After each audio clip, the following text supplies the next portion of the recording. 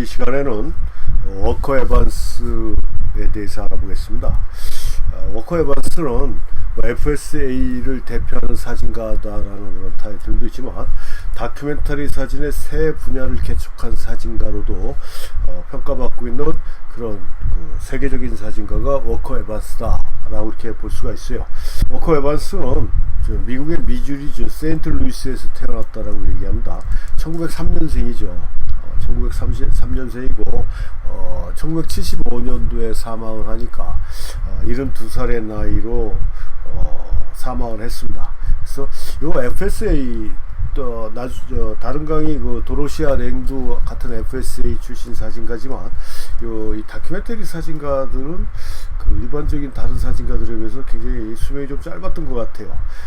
당시만 해도 75년 72살이면 오래 산 거라고 볼 수가 있지만 다른 사진가들은 상당히 더 오래들 살았거든요.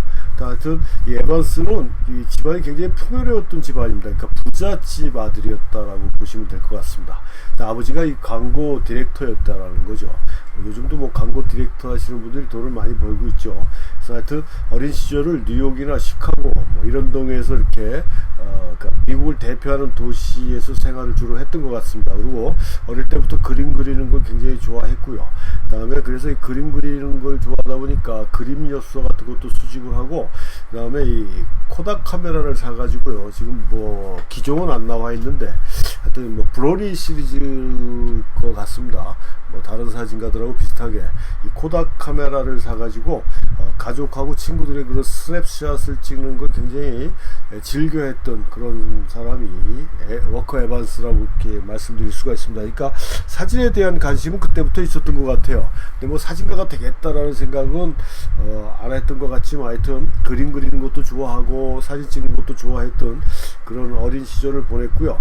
그 다음에 이제 대학에 들어가서 프랑스 문학을 공부한답니다. 그래갖고 졸업을 하지 않고 자퇴를 했다는데 프랑스 문학을 공부하고 자퇴하고 나서 학교 도서관에서 많은 시간을 보내면서 책들을 상당히 많이 본 것 같습니다. 그 다음에 또 학교를 자퇴하고 뉴욕으로 이사를 와서 거기 국립도서관에서 일하면서 이 책을 통해서 많은 예술가들의 열정과 자유를 아주 듬뿍 받고 느꼈다라고 이렇게 얘기가 나오고 있습니다. 하여튼 그러니까 책을 좀 많이 본 이 감수성이 예민하고 예술에 대한 감각을 가지고 있었던 그런 사람이었던 거가 아닐까라는 생각을 하고요. 이 사람은 프랑스로 유학을 가요. 1년 정도 유학을 갑니다. 그러니까 프랑스어를 다 배웠다라고 얘기를 하고 있는데 제가 보기에는 작가가 되기 위해 원했던 것 같아요. 그러니까 글 쓰는 작가, 우리 사진 작가라고 통칭들 얘기하는데 저는 별로 좋아하지 않는 말이지만 그런 사진 작가가 아니라 이 글 쓰는 오리지널 작가가 이 사람의 목표였던 것 같습니다. 그래서 프랑스어를 연마하고 단편 소설이나 논픽션 에세이 같은 거를 쓰다가 잘 됐는지 안 됐는지 모르겠어요.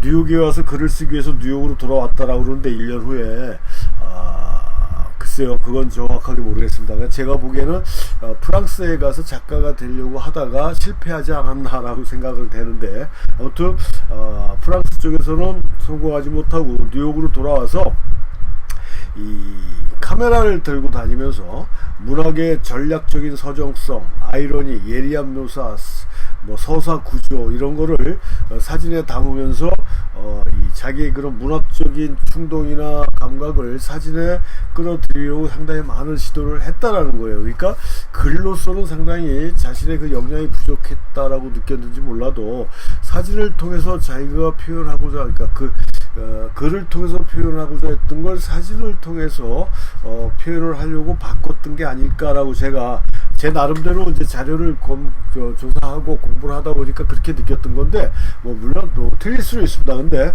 그런 느낌을 받았어요.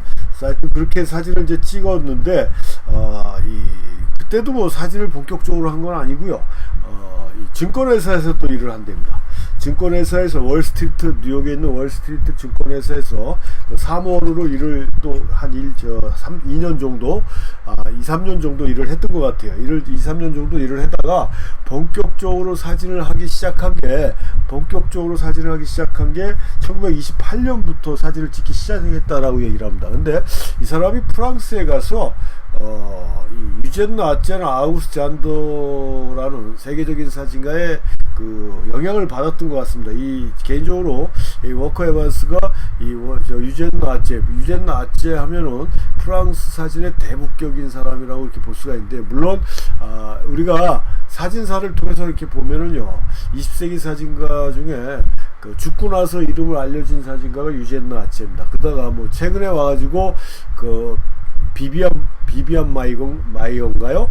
그 또 있지 않습니까? 죽고 나가지고 이름을 알리게 된 이런 사진가가 있는데, 유젠 나체 같은 경우도 죽고 나서 세상에 이름을 알려진 그런 사진가인데, 이 프랑스 사진가예요. 아우구스트 잔도는 뭐 프랑스 사진가는 아니지만 독일을 대표하는 인물 사진가라고 이렇게 볼 수가 있는데요.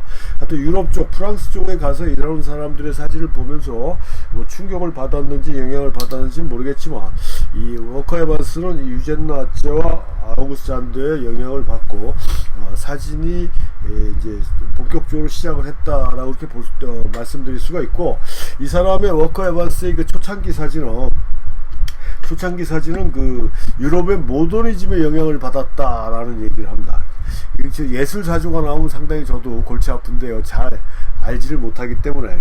유럽의 모더니즘이라고 하면은 초현실주의나 뭐 다다이즘이라는 걸로 생각해 볼 수가 있는데, 제가 강의할 때도 말씀드렸고 쇼츠로도 올려놓은 만네이라는 그 초현실주의 화가 겸 사진가 같은 경우가 대표적인 다다이스트인데요. 사진가 겸 화가로서의 대표적인 다다이스트고, 뭐 실질적으로 회화 쪽의 다다이스트 유명한 사람들 상당히 많죠. 그래서 하여튼 그런 쪽의 영향이라든가 뭐 형식주의 같은 경우에 영향을 좀 받았다라고 얘기합니다. 그러니까 그 형식주의라는 게 뭐 이렇게 예술의 다른 특성을 강조하는 것보다는 그 작품의 형식에 우선을 뒀던 게 뭐 형식주의라고 얘기를 하는데, 이 부분이 도대체 뭔지 궁금하신 분들은 검색을 통해서 한번 더 자세히 알아보시는 게, 제가 조금 아는 아주 미약한 그런 지식 갖고 여러분들한테 설명했다가 더 많은 혼동을 줄 수도 있으니까요. 그래서 하여튼 그 초창기 워커 에반스의 사진에 영향을 줬던 부분이 그 유럽 모더니즘이라든가 이런 형식주의의 영향을 좀 많이 받았다라고 얘기들 하고 있고요. 1930년대에 부터 이제 본격적으로 상업사진이라고 얘기할 수는 없지만, 어떤 시인의 시집에 들어가는 3장의 사진을 주므로 해서 처음으로 워커 에반스의 사진이 일반적인 매체를 통해서 알려지게 됐다라고 이렇게 볼 수가 있고요. 그 다음에 보스턴 주변에서 그 빅토리아 시대의 그런 주택사진 시리즈도 또 작업을 해 나갑니다. 그러니까 건축사진이라고 이렇게 볼 수가 있는데요. 주택사진 시리즈도 작업하고 하면서 또 어떤 특정한 출판사의 의뢰를 받아가지고 쿠바에서 사진 촬영을 하게 됐어요. 쿠바에서 사진 촬영을 하게 됐는데, 그때 쿠바에 가서 해밍웨이하고 친분을 쌓게 됐던 것 같습니다. 그래서 해밍웨이하고 친분을 쌓고, 원래 체리 그간이 지금은 모르겠어요. 근데 당시만 해도 쿠바를 가는 게 이렇게 쉽지 않았을까 라고 생각을 하는데, 이 2주 체류 기간을 가지고 들어갔다가 이 작업을 다 마치지 못했는지 체류 기간을 일주일 더 연장을 해야 되는데, 그 일주 연장할 만한 그 돈이 없었던 것 같아요. 워커 에반스가. 그리고 해밍웨이가 돈을 빌려줬다라고 얘기를 합니다. 그 정도로 좀 친했던 것 같고, 근데 당시만 해도 뭐 카스트로라든가 하여튼 그 쿠바가 지금 없어진 그 러시아 전신인 소련 그 지배는 아니지만 영향을 받고 있었던 그런 나라였기 때문에 그 감시와 이런 게 굉장히 좀 심했던 것 같아요. 그래서 자신이 찍은 사진이 약간 그 반정부적인 사진이었던 것 같습니다. 그 반정부적인 사진이다 보니까 공항 나갈 때 또 검문에 걸려서 뺏길 걸 염려해가지고 자기가 찍은 사진을 그 46점이래요. 46점의 사진을 그 해밍웨이한테 맡기고 온다라고 합니다. 맡기고 온다라고 하는데, 근데 그 사진이 그 이후에 해밍웨이를 안 만났는지, 제가 해밍웨이가 언제 죽었는지는 잘 모르겠지만, 아무튼 워커 에반스가 찾으러 안 갔는지는 모르겠어요. 그러다가 2002년도에 그 하바나에서 이 워커 에반스의 사진이 발견이 됐대요. 그래갖고 이 플로리다 끝이 아마 미국의 키웨스트인데, 이 키웨스트에서 전시가 되었다고 합니다. 이 해밍웨이가 그쪽을, 키웨스트 쪽을 굉장히 좋아했던 그런 작가로 제가 알고 있습니다. 그래서 하여튼 또 뭐 30 몇 점의 사진, 그중 46점 중에 또 32점인가 몇 점은 어디에도 이렇게 발표가 되고 했던 것 같은데, 아무튼 그때 찍은 사진들이 그 거리에서 생활하는 누더기 옷을 입은 거지라든가 부두 노동자라든가 뭐 경찰의 그런 모습이라든가 뭐 해안가 장면들을 찍었던 그런 사진들이라고 그러는데, 하여튼 그게 쿠바 정부에서 봤을 때 상당히 그 안 좋은 시각으로 볼 수가 있기 때문에 맡기고 와서 그런 에피소드도 있었다라고 얘기를 하고요. 그러다가 이제 이 사람이 본격적으로 알려지기 시작한 게, 이제 유명세를 타기 시작하고 자신의 사진에 그런 그 황금기를 맞이했다라고 하는 게 그 FSA에서 그 대공황식이죠. 미국의 그 대공황이 일어나면서 특히 FSA에서 활동하면서 촬영한 사진이 굉장히 그 자신한테 그 성취감도 안겨줬던 그런 시기였다라고 이렇게 얘기할 수가 있고요. 그러니까 FSA에서 일하기 전부터 그 내무부 산하 기관에서 그 임시 고용직으로 일을 했던 것 같아요. 그 사진 작업 쪽에 일을 하다가, 그러다가 이제 그 같은 정부 산하 기관이니까 이 FS 쪽으로 그 추천이 들어갔는지 해갖고 FSA 사진가로 소속이 이제 바뀌죠. 그래서 하여튼 그 당시에가 이 워커 에반스가 굉장히 왕성하게 활동을 했던 그런 사진 시기였다라고 이렇게 볼 수가 있고요. 이 FS 소속 사진가로 있으면서 로버트 스트라이커의 지시에 따라서 소도시, 작은 도시의 생활을 기록하고 연방정부가 농촌 지역사회를 개선하기 위해서 노력하는 이런 모습을 찍어서 알리는 그런 임무를 맡는데, 그런 임무보다는 제가 FSA 설명할 때도 말씀드렸지만 개인적인 그런 그 사회 고발자적인 그런 형태, 그러니까 좀 더 이렇게 열심히 여러분들을 위해서 우리 정부가 일을 하고 있습니다, 앞으로 잘 살 것입니다라는 이런 홍보 목적의 그 사진이 아닌 사회 고발자적인 입장의 사진을 찍음으로 해서 스트라이커하고 이제 삐걱대기 시작했다라고 얘기했지 않습니까? 그래서 하여튼 이 워커 에반스는 이념적 의제나 제한 일정에 거의 관심을 두지 않고요, 자기가 찍고 싶은 대로 찍었다라고 이렇게 보시면 돼요. 그러니까 아주 단순하고 평범한 것에서 미국 생활의 본질을 표현하려는 개인적인 시각을 추구했다라고 얘기합니다. 그러니까 개인적인, 그러니까 그 FSA에서 진짜 추구했던 방향하고 완전히 틀린 거죠. 그래서 길가의 건축물이라든가 시골의 교회라든가 작은 마을의 이발사, 뭐 묘지 등을 찍은 사진은 소외된 일반인들에 대한 전통에 대한 깊은 존경심을 드러내면서 미국 최고의 다큐멘터리 사진가로서의 명성을 확보해 나가기 시작한다는 얘기예요. 그래서 그렇게 이제 작업이 진행이 됐고, 1935년도 그러니까 내무부산하 그쪽에서 일할 때 남부에서 사진 작업을 계속 했다라고 얘기합니다. 그러다가 펜실베니아 동부의 산업 중심지로 와서 베들레헴 철강 사진도 찍고, 베들레헴 성 미카엘 묘지를 전경으로 베들레헴 철강의 굴뚝을 배경으로 포착한, 그게 이 사람의 에반스의 가장 잘 알려진 사진 중에 하나라고 얘기를 합니다. 베들레헴 묘지하고 철강 공장을 함께 찍은 사진이요. 이렇게 자신의 그런 시각적인 사진을 담기 위해서 작업을 꾸준히 하다가 1938년까지, 그러니까 FSA가 1937년 9월인가에 만들어졌으니까 1년 6개월 정도니까 38년 말까지 등지, 하여튼 약 1년으로 보시면 될 것 같습니다. FSA에서 계속 일을 하다가 그 FSA 소속돼 있으면서 그 모마라고 얘기를 하죠. 모마, 뉴욕 현대미술관, 거기에서 타이틀이 아메리칸 포토그래피라는 전시를 열어요. 그때 모마가 특정한 사진가의 작품을 집중적으로 다룬 사진 전시가 처음이었대요. 워커 에반스 사진 가지고 굉장한 뭐 어떻게 보면 영광이라고 이렇게 볼 수가 있는데요. 그래서 이 사람이 그 전시했던 아메리칸 포토그래피라는 그 전시회는 1부, 2부로 이렇게 구성이 된다는데 1부에서는 50점의 사진이 들어간답니다. 그래서 광범위하게 미국 사회에 관해서 이렇게 다뤘고요. 2부는 건축물로 주제로 한 37점의 사진이 수록되어 있다라고 얘기합니다. 그래서 이 사진집 안에는 면화농부라든가 펠레치아 강부들이라든가 전쟁 참전 용사들 이런 개인과 그다음에 뭐 패스트푸드점이라든가 이발소, 뭐 자동차 문화, 사회 기관을 통해 미국 사회를 묘사하는 이런 것들로 해서 미국의 욕망, 절망, 전통 등을 구체적으로 표현하고 그다음에 유적지와 유물인 공장, 도시, 손으로 그린 간판, 뭐 시골 교회, 허름한 가옥에 대한 사진으로 이렇게 마무리되는, 그래서 미국 사회의 전반적인 모습을 광범위하게 표현하고 다뤘던 이런 형태의 작업으로 미국 뉴욕 현대미술관 모마에서 전시가 됐다라는 얘기죠. 그래서 그런 형태로 개인적인 시각의 사회 고발자적인 그런 형태의 다큐멘터리로 그러니까 그 전까지는 뭡니까? 로버트 프랭크에 의해서 주관적인 다큐멘터리다라고 얘기를 하지만 그 출발 시점은 워커 에반스다라고 이렇게 말씀드릴 수가 있어요. 그러니까 그 전까지는 다큐멘터리하면 상당히 객관적인 시각의 그런 사진을 원했고 추구했다라는 얘기입니다. 그 전의 사진가들은요.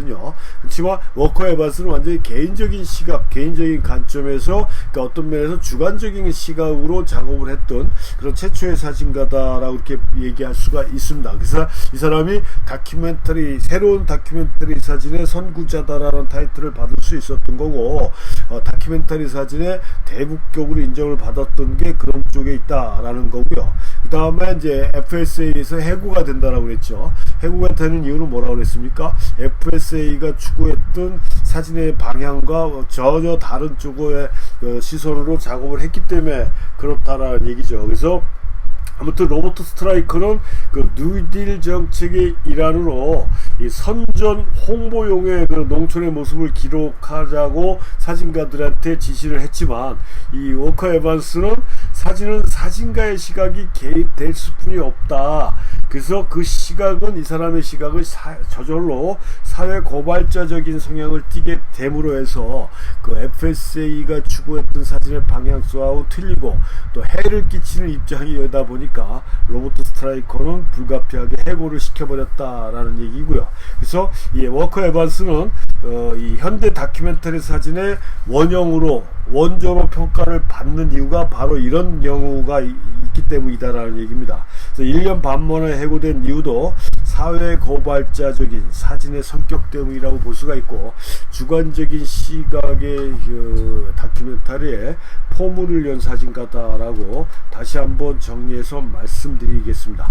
그래서 이 사진사의 새로운 국면을 맞이한 시기가 1920년대와 30년대의 그런 다큐멘터리 사진의 예술성이 사진 미학적 관점에서 본격적으로 논의되기 시작한 당시에 워커 에반스의 다큐멘터리 사진의 굉장히 높이 평가를 받음으로 해서 다큐멘터리 사진의 길을 이제 본격적으로 열은 그 오픈시킨 사진가가 워커 에반스라고 이렇게 얘기할 수 있다라는 얘기예요.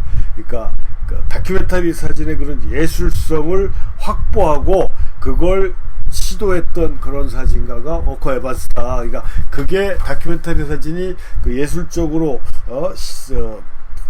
미학적인 관점에서 다큐멘터리 사진도 예술이 될 수 있냐 없냐 막 논의하는 그런 시작점에서 결론을 내려버린 그런 사진가가 워커 에반스다라고 말씀드릴 수가 있다는 얘기입니다. 그래서 사진사의 새로운 전기를 마련했죠. 그 다음에 워커 에반스의 이런 독특한 사진들은 미국 사진적 전통을 이어받으면서 한편으로는 그가 바라본 현실 상황을 감성적인 사진으로 투영시켜서 보는 사람으로 하에서 현실 기록과 느낌에 공감대라는 새로운 장을 마련했다라는 평을 받는 게 워커 워커 에반스의 사진이라는 얘기예요.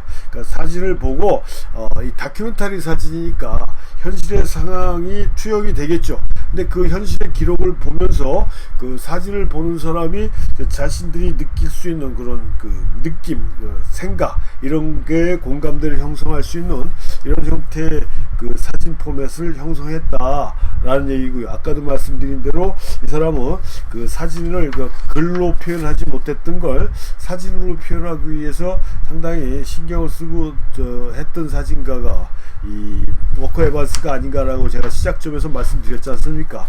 그렇게 보시면 되고, 그래서 이 FSA에서 이 사람이 작업할 때, 해고되기 전까지 작업할 때는 이 소형 카메라가 아닌 A10 카메라로 사진을 찍었어요.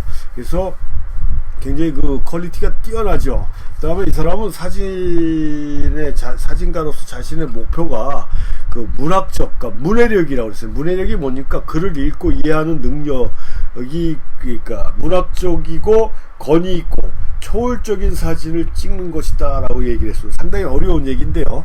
그러니까 이 사진의 그런 글과 같은 느낌이, 그러니까 아까도 얘기했듯이 사진을 보고 현실 상황을 찍은 사진을 보고 보는 사람이 그 사진의 현실에 공감해서 느낌을 가질 수 있는 그런 형태의 좀 문학적인 요소가 가미되고 강조되는 이런 형태, 그러니까 아까도 말씀드렸지만 그 유럽 모더니즘이라든가 뭐 형식주의에 상당히 영향을 많이 받았다라고 얘기했지 않습니까? 그런 형태로 작업을 하는 게 자기가 사진가로서의 목적이다, 목표다라고 이렇게 얘기를 했다라는 얘기입니다.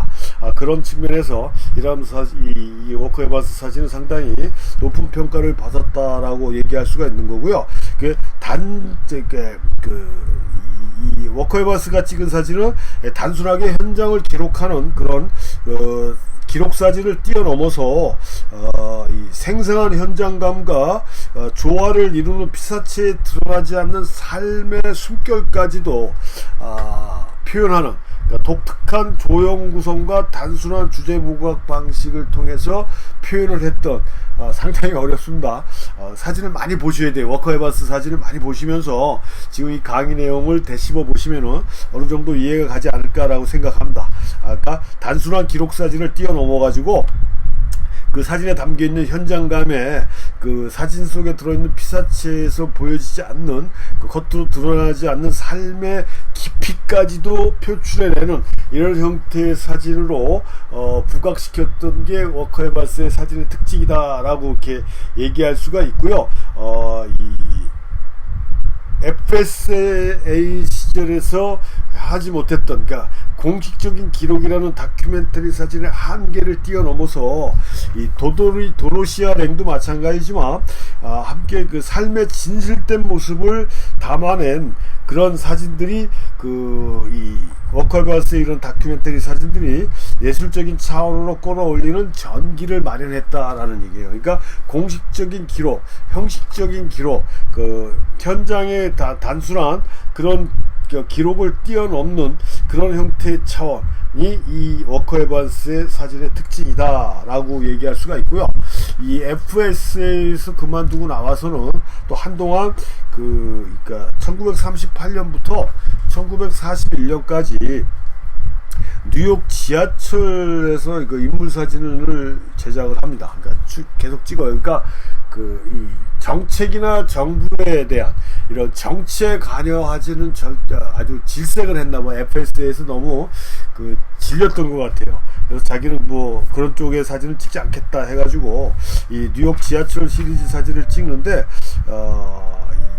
그 41년도까지 찍었는데도 불구하고 1966년도에 이 지하철 사진 책이 출판되기 전까지 25년 동안은 전혀 공개나 발표를 하지 않았어요. 그 이유는 잘 모르겠지만, 근데 이 FSA에서 활동할 때는 A10 카메라에 썼다고 얘기했지 않습니까? 근데 이 지하철 사진을 찍을 때는 제가 이 사진 용어 사전 강의에서도 말씀드렸지만 캔디드 포토라고 그래서 몰래 찍는 사진이라고 그랬잖아요. 대상이 우리를 알지 못하게, 내가 찍히는 걸 알지 못하게 있는 그대로의 자연스러운 모습을 포착하는 게 캔디드 포토인데, 요즘 상당히 조심해야 된다고 했습니다. 초상권이나 뭐 이런 문제에 있어서 찍힌 상대방의 사진을 통해서 여러 가지 문제라든가 인격 모독이라든가 인격 침해라든가 뭐 하여튼 이런 거에 발생할 때는 사회적으로 법적으로 상당히 책임을 물어야 되거든요. 그래서 하여튼 그런 것들인데, 이 워커 에반스는 그래서 35mm 카메라를 사용해서 카메라를 가슴에 이렇게 묶었나봐요. 고정. 요즘은 그런 게 굉장히 많죠. 액션캠 같은 경우도 고정시킬 수 있는 그런 것들이 있는 스트립이 있는데, 35mm 카메라를 가슴에다 이렇게 딱 아름지게 고정을 시키고, 겨울에 주로 찍었던 것 같아요. 두꺼운 외투에 단축 구멍을 한쪽으로 이렇게 렌즈를 살짝 빼가지고, 물론 이제 셔터를 눌러야 되니까 케이블 릴리즈라는 걸 연결해서 주머니에다 손을 넣고 찍었겠죠.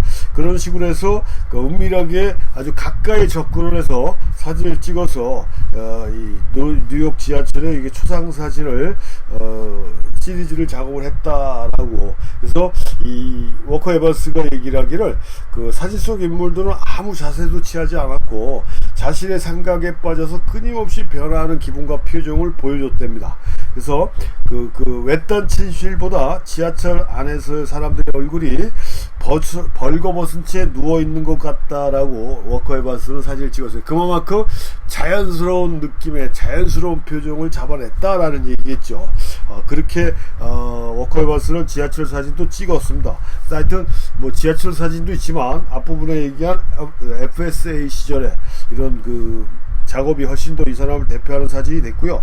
이 워커 에반스도 앙리카르테 브레송도 암실 작업은 안 합니다. 이 결정적 순간의 대표적인 사진가 앙리카르테 브레송도 촬영은 사진가의 역할은 셔터를 누르면서 다 끝난다. 그러니까 우리가 일반적으로 얘기하는 후보정 작업 같은 경우는 전문가에 맡기는 게 좋다라고 얘기했습니다. 그래서 암실 작업은 전혀 안 했는데, 이 워커 에반스도 마찬가지예요. 암실 작업을 하지 않았답니다. 그 다음에 특별하게 자기가 뭔가 좀 해야 될 경우에는 메모를 남겨서 작업하는 사람이 그걸 참고해서 작업할 수 있도록만 했지 자기가 관여를 안 했대요. 그러니까 뭐 지금도 사진을 찍어서 포토샵에서 내가 후보정 작업을 하고 뭐 이런 거를 꼭 내가 할 필요는 없다라는 얘기입니다. 근데 좀 자기가 작업하는 거를 긍정적인 측면에서 설명을 해드리면, 찍었을 때 감정을 작업을 하면서 옮길 수가 있는 건 찍은 사람 자체가 가능하지 않습니까? 그런 면에서 직접 작업하는 것도 좋지만 꼭 굳이 그렇게 할 필요는 없다. 뭐 대가니까, 까르띠에 브레송이나 워커 에반스 같이 사진적인 대가니까 뭐 그러겠지라고 생각할 수도 있지만 그렇지는 않아요. 우리들도 충분히 그렇게 해도 된다는 얘기입니다. 꼭 내가 직접 작업할 필요는 없다는 얘기죠.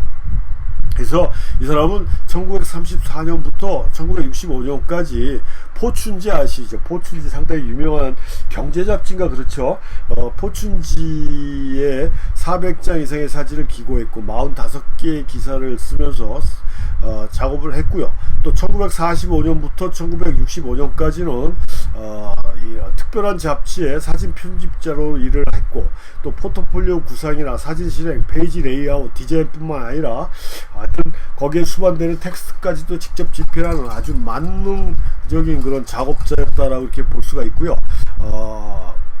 이 사람은 흑백 칼라 소재를 모두 사용해서 제작을 했고, 하여튼 여러가지 사항들을 미국의 풍경 등이 포함되어 있는 이런 포천지나 타임지 편집장을 했거든요. 아주 세계적인 잡지의 편집장을 하면서 자신의 능력을 한껏 발휘했던 그런 사람이 워커 에반스다라고 말씀드릴 수가 있고, 그래서 말년이 됐는데 이 사람이 말년에 좀 이렇게 병치레를 좀 많이 했던 것 같아요. 그래서 건강하지 못했던 것 같습니다. 이제 카메라 들 만한 힘도 없었고 여러 가지로 굉장히 힘들었던 그런 말년을 보내는데, 이 폴라로이드라고 그래서 지금도 필름이나 이런 건 소량으로 나오고 있는 것 같습니다. 그게 처음에 이 폴라로이드가 망했다. 그러니까 필름, 그러니까 디지털 카메라가 나오면서 폴라로이드가 망한 걸로 알고 있었는데, 그 다음에 그러고 나서 없었는데 조금씩 필름이나 이런 게 지금도 판매는 되고 있어요. 판매는 되고 있지만 이 아날로그 시절의 폴라로이드는 굉장히 큰 대형 기업이었습니다. 이 직석 카메라의 종류도 많았고 필름 종류도 많았고 상당히 유명했던 그런 기업이었는데, 디지털의 힘에 굴복을 하고 말았죠. 근데 지금은 이제 후지에서 인스타매틱, 인스타 카메라로 해서 폴라로이드 자리를 많이 메꾸고는 있지만, 차이점은 뭐냐면 폴라로이드사는 아마추어용보다는 전문가용 카메라나 필름을 많이 만들었는데, 이 후지는 아마추어용을 많이 만든 일반인들을 상대로 한 작업을 많이 한다라는 게 좀 차이점이라면 할 수가 있고요. 근데 이 폴라로이드사에서 지금까지도 명맥을 유지하면서 유명세를 타고 있고 많은 매니아를 갖고 다니는 카메라가 있습니다. SX70이라는 카메라가 있는데요. 들어보신 분들도 있을 겁니다. 지금도 생각보다 꽤 비싸요, 카메라가. 그리고 SX용 필름도, 전용 필름도 지금도 생산 판매가 되고 있고요. 그래서 이 카메라를 워커 에반스한테 주면서 이 폴라로이드 필름을 무한대로 공급하겠다라는 조건으로 그러니까 워커 에반스라는 사진 대가한테 폴라로이드사에서 섭외가 들어옵니다. 그래서 작업을 하기 시작을 하죠. 그러니까 워커 에반스가 추구했던 사진적인 방향성에 아주 적합한 카메라라는 거를 폴라로이드사에서 캐치를 해가지고 워커 에반스를 선택했던 것 같아요. 그래서 폴라로이드 SX70이라는 카메라의 장점은 아주 간결하면서도 시적인 버전을 추구하는, 아주 탐구하는데 완벽하게 들어맞는 그런 카메라다라고 생각을 한 겁니다, 워커 에반스가. 그래서 몸도 안 좋고 거동도 불편한 상황에서 새로운 친구를 맞이했던 거죠. 그래서 이 즉석 인하되는 이 70세 병약한 사진가에게는 이 굉장히 좋은 마티스의 무슨 마티스더라? 앙리 마티스인가, 이렇게 아주 세계적인 또 화가가 있지 않습니까? 가위와 종이와 같은 역할을 해준 게 SS70 카메라였다라고 얘기를 합니다. 그래서 이 SS70의 카메라 사진은 이 워커 에반스의 마지막 사진이에요. 반세기에 걸친 사진 작업의 정점이 이 폴라로이드 사진집으로 마무리합니다. 그래서 이 XS70을 찍는 워커 에반스의 폴라로이드 사진집이 있습니다. 근데 제가 그걸 얼마에 샀는지 모르겠어요. 미국에 있을 때 샀는데 지금은 심판이 안 나오잖아요. 굉장히 비싸요. 200불이 넘는 걸로 알고 있습니다. 하여튼 구하기도 어렵고요. 하여튼 이 워커 에반스가 75년도에 죽는다라고 제가 말씀드렸지 않습니까? 그러니까 73년도에 이 카메라를 접하고 죽을 때까지 이 카메라 갖고 작업을 했다라고 이렇게 보시면 돼요. 그래서 이 폴라로이드 카메라를 가지고 그때까지 지속적인, 그러니까 워커 에반스의 아주 지속적인 주제 중에 몇 가지가 돌아온 겁니다. 그래서 표지판, 포스터, 축소된 문자, 이런 것들이 이 워커 에반스의 주된 시각적인 포인트였다. 그래서 최초의 회고전이 1971년도에 모마에서 열렸는데, 아까도 말씀드렸지만 모마에서 최초로 특정한 사진가의 사진만 가지고 했던 첫 개인전을 했던 게 워커 에반스라고 그랬는데, 71년도에 또 모마에서 같은 장소에서 이 회고전을 또 열어주고요. 존 자코스키가 그때 당시 아마 사진 부장으로 있었던 걸로 알고 있는데, 그냥 전시의 제목이, 존 자코스키가 설정한 전시의 제목이 그냥 타이틀이 워커 에반스랍니다. 그러니까 이름 하나, 워커 에반스라는 이름에 모든 게 함축되어 있는 거예요. 다른 부제가 들어간 것도 아니고요. 그래서 존 자코스키는 우리 워커 에반스의 사진을 아주 남다른 사진으로 여겼고, 모마는 그를 20세기에 가장 영향력 있는 사진가, 예술가 중에 한 명이라고 여겼다라고 할 정도로 워커 에반스하고 또 모마는 상당히 밀접한 관계가 있다라고 이렇게 보시면 됩니다. 그래서 이 1964년도에는 또 예일대에서 가기도 했던 것 같아요.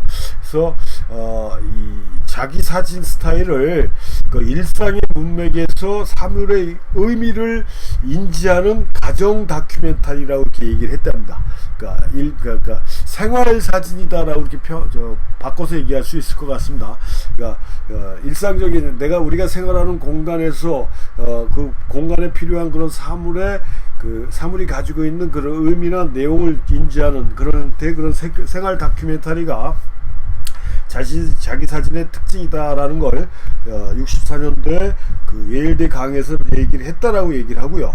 1975년도에 커네티컷 뉴헤븐이라는 동네에서 아주 외롭게 사망을 합니다. 그래서 하여튼 그의 사진들은 메트로폴리탄 모마가 아니에요. 모마에서 그렇게 해줬는데도 불구하고 소장품으로 이 메트로폴리탄 박물관의 전시가 기증이 된대요. 그래서 이 사람의 이 저작권자는 메트로폴리탄인데, 아까 제가 FSA 때도 말씀드렸지만 FSA에서 활동할 당시의 사진은 그 정부 소속이기 때문에 그 네거티브가 1000여 점이 들어가 있대요, 거기에. 그래서 그 사진은 제외하고 나머지 FSA에서 활동할 당시에 1000여 점 사진은 제외하고 나머지 워커 에반스의 그 소유권은 메트로폴리탄이 갖고 있다. 그래서 FSA 시절의 워커 에반스 사진을 소장하고 싶으신 분들은 그 미국의 그 국회 도서관이라고 제가 알고 있는데 거기 가서 갖고 프린트를 하시면 된다는 얘기입니다. 제가 FSA 때도 말씀드렸지만 굉장히 뭐 정확하게 가격은 잘 모르겠어요. 근데 저렴하게 프린트를 받을 수 있다라고 제가 들었기 때문에요. 하여튼 워커 에반스는 다큐멘터리 사진의 새 장을 열었던 20세기를 대표하는 주관적 다큐멘터리의 대불격인 사진가가 워커 에반스다라는 점을 말씀드리면서 오늘 강의를 마치겠습니다.